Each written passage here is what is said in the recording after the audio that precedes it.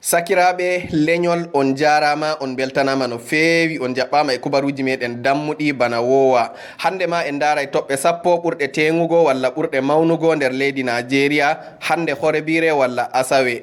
Min Nase Yusuf Usman jaɓɓoto on yelanto on jamu e kayruji ɗuɗɗi. En puɗɗiray kubaruji meɗen dammuɗi e tiiɗal polisaɓe Nigeria. Hukuma polisaɓe diwal Taraba nder woyla futnage Nigeria teddini polisaɓe nayo sabu ɓe cali jaɓugo ceede mosle naira millionji 7 e reta gila woɓɓe yimɓe tumeteɓe no balmanko'en sarde ɓe mbi'ito ba'anteji maɓɓe. Jagorɗo walla komisinajo polisaɓe diwal Taraba CP David Iyalonomo kanko teddini ɓe to lamorde polisaɓe Taraba hande Hoore-biire walla Asawe.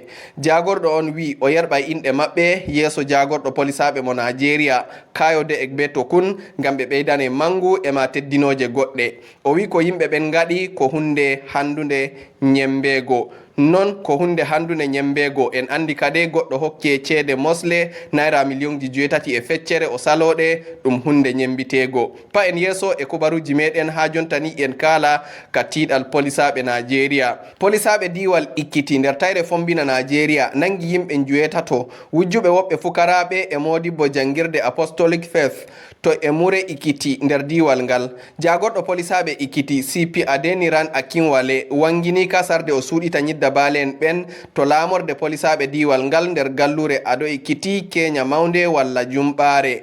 Jagorɗo on wi ɓe mbari goto nder wujjanoɓe sarde ɓe piɗindira e balmanko'en ɓen ngam hisnugo wujjaɓe. Mawɗo polisaɓe on laɓɓini dow nangaɓe ɓen kamɓe gujjuno mawɗo jam'iya APC nder diwal Ikkiti Paul Omotosho nder hitande 2023. Fa joni en pa'i yeso nder kubaruji meɗen dammuɗi. Diwal Adamawa polisaɓe andini dow guyka motaji tulliti nder balɗe ɗe. Polisaɓe ɓen nder andinore hande Asawe walla Hoore-biire ƴowniti yimɓe ɓeyda wattugo gite dow motaji maɓɓe ɓurna ma nder hukumaji pamari ɗi ƴola Woylare e ƴola Fombinare e ma Giire. Kalano hukuma polisaɓe diwal Adamawa SP Suleiman Guroje wi ɓe ɓeyda e tidnare waddugo ragare ɓillare nden to ɓe linyata ba'anteji nder hukumaji pamari limtaɗi ko foti foɗa nyukkodiral ba'anteji nder wakkatire biɗitol maɓɓe. Ceede naira ɓeydi bustago fahin nder luɓe leyɗe e leyɗe e ma luɓe soda sorrita mbiyeten black market to ɗe sippa naira 1,750 dow dalayel go'o gila naira 1,750. ɓawo maɓɓugo lumo majje heesi hanki alhamisa walla nasande. Non ma nder lumo gomnati ɗe bustake e naira 39 to ɗe sippa naira 1,537 dow dalayel go'o gila naira 1,498 no ɗe sippirano alhamisa. En pa'i yeso nder kubaruji meɗen dammuɗi. Hukuma faddaki guyke mbiyeten National Drug Law Enforcement Agency walla NDLEA nangi goɗɗo Adaobi Nweke e dada makko e ma iyalu makko to ɓe tawda e leɗɗe karamɗe kawtuɗe e guykinoje koken e goɗɗe karamɗe biyeteɗe methamphetamine e taba wiwi e ma goɗɗe guykinoje. Non ma ceede naira 598,4 jabtama juuɗe nangaɓe ɓen to biɗitol NDLEA faami dow ɓe doni sippugo e naftorago guykinoje.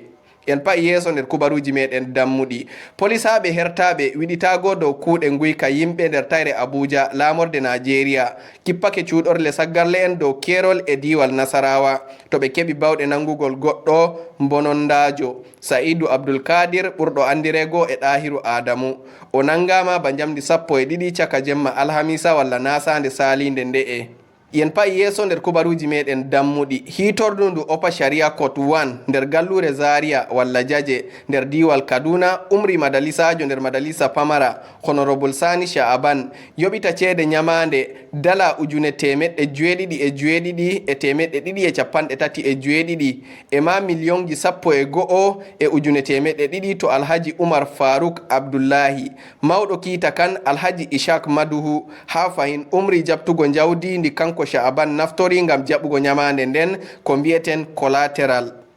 Jippa gila ardungal so a wawata waddugo ragare ɓillare ummatore giidata nder leydi Nigeria. Ɗo woni wolde gomna en cuɓaɓe le ililal jam'iya PDP nder andinore ɓe gurtini timmode asawere nde'e.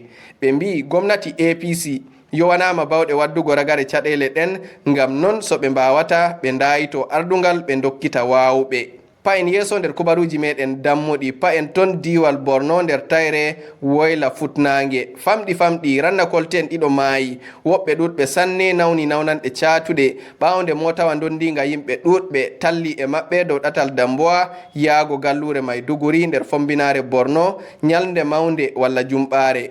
Kubaruuji laɓɓini dow mettuka kan fe'ake haade gurel Bulaburi nder hukuma pamara ka Damboa kikiɗe mawnde walla jumɓare. Timminiren kubaruuji meɗen dammuɗi e ka laamu dondonu. Laamorde Egbaland nder diwal Ogun fombinare Nigeria jippini lamɗo maɓɓe Olu of Owode nder hukuma pamara ka Obafemi Owode. Oba Kolawole sowemimo sabu o busti ceede naira sarde o rufana goɗɗo gimowo andiraɗo Wasiu Ayinde mo yimɓe ɓuri andirgo e Kwam Wan. Fuu kadi kerol komin mbawi waddango on nder kubaruji meɗen dammuɗi hande Hoore-biire walla Asawe. On gettama sanne e wondugo e am. Jango so Allah hewtini en on nanay goɗɗi kubaruji dammuɗi cahiɗi e ɗemgal fulfulde. Min Naase Yusuf Usman yelanto on jam e kayruji ɗuɗɗi. On jarama sanne.